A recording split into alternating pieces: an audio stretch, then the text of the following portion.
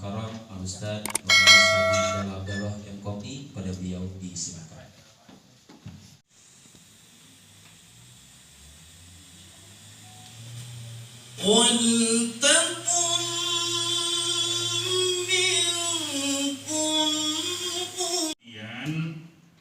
Baik politisi, para tokoh, alim ulama yang di dalamnya adalah tentu saja para khotib dan para mubaligh yang dia akan menyampaikan kepada umat.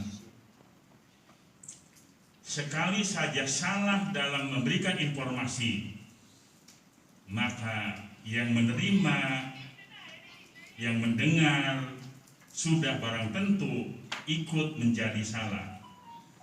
Oleh karena itu peranan para khotib itu demikian penting di dalam menyampaikan materi-materi terhadap masyarakat. Sementara orang itu sudah jenuh rasanya kalau setiap hari hanya disuguhkan tentang surga dan neraka.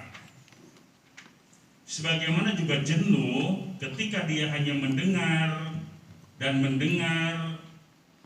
bagaimana politik yang sedang berkembang di negeri kita, karena yang menyampaikan hal-hal yang terkait dengan politik dia hanya boleh mendengar dari medsos.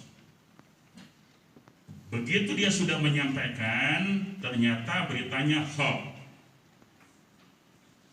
Nah, oleh karena itu saya berharap bahwa apa yang disampaikan kepada umat ini beritanya harus yang valid. Tanggal 11 Juli 1976, pendidikan terakhir S2 Kajian Intelijen. Tugas di PIN, alamatnya seperti kita bersama-sama di Jakarta.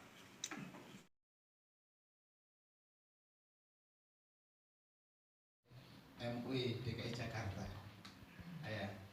Dalam waktu yang sangat singkat harus berbicara dengan orang yang pemegang hak veto, yang mau nggak mau harus dengerin. Ya. Yang kedua, yang hadir di situ belum tentu mereka itu semua ahli ngaji, belum tentu mereka itu 1 bulan ngaji sekali, atau belum tentu mereka itu doyan ngaji. Tapi nggak mau harus dipasang dengerin omongan kita. Nah, oleh karena itu minimal ada 3 hal yang harus kita perhatikan. Yang pertama adalah persiapan fisik dan mental. Fisik, jadi khotib itu anggapan jamaah adalah orang yang sehat. Jadi khotib assalamualaikum, kan nggak pantas ya? Iya khotib. Jadi harus primakan fisik ini. Yang kedua mentalitas. Mentalitas itu pertama mentalitas dalam keyakinan. Allah ngasih kita satu firman-Nya yang ada di otak kita, ada di hati kita. Itu sebuah kepercayaan Allah kepada kita. Betul apa enggak? Kemuliaan Allah yang diberikan kepada kita. Enggak mungkin kalau Allah percaya kepada kita, Allah nitipin satu ayatnya, satu hikmah hadis yang dititipkan oleh Allah dari dari para nabinya kepada kita. Nah, karena kemuliaan inilah jangan disia-siakan.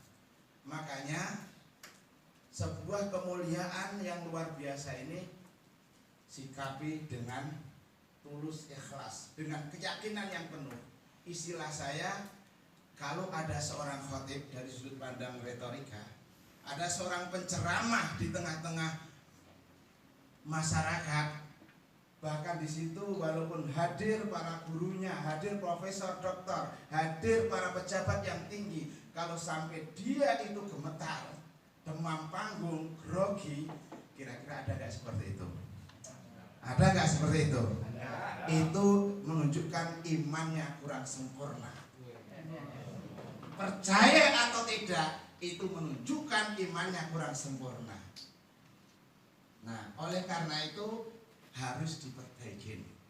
Akidahnya dikuatin. Caranya bagaimana? Syukuri apa yang dititipkan Allah kepada kita. Tugas khotib, kita ada jadwal khotib atau sebagai pengganti khotib, itu adalah sebuah amanat dari Allah.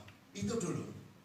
Yang kedua, untuk menjaga profesionalitas, menjaga keikhlasan.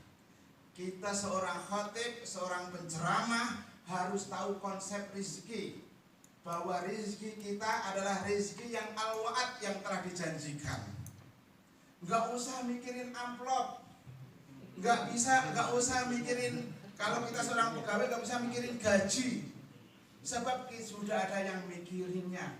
Ketua masjid, bendara masjid, ketua panitia, betul apa enggak?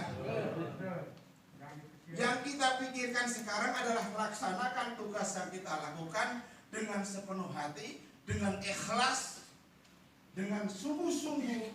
Insya Allah dengan keikhlasan itu, dengan sungguh-sungguh itu, dan insya Allah dengan teknik cara berbicara, retorika yang benar, maka insya Allah itu bisa menembus hati setiap audien yang mendengarkan ceramah kita. Tidak hanya sekedar itu, semakin kita ikhlas, maka apa yang kita sampaikan ada asarnya. Tidak sampai di situ. Semakin kita ikhlas, ketika ada asarnya, ada dorongan sifatun nafsil mutakharifah, semangat untuk diamalkan oleh mereka. Mereka, para audien itu, para jamaah itu akan menjadi ladang pahala, ladang kemuliaan yang dahsyat buat kita. Senang nggak kira-kira?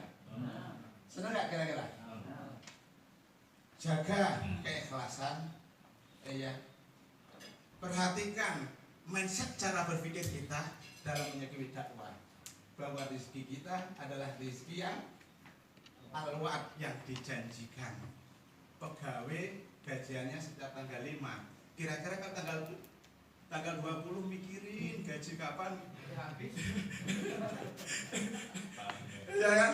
Nah ini, jadi kemudian langkah yang kedua, persiapan materi.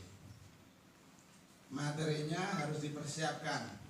Ada ungkapan naik tanpa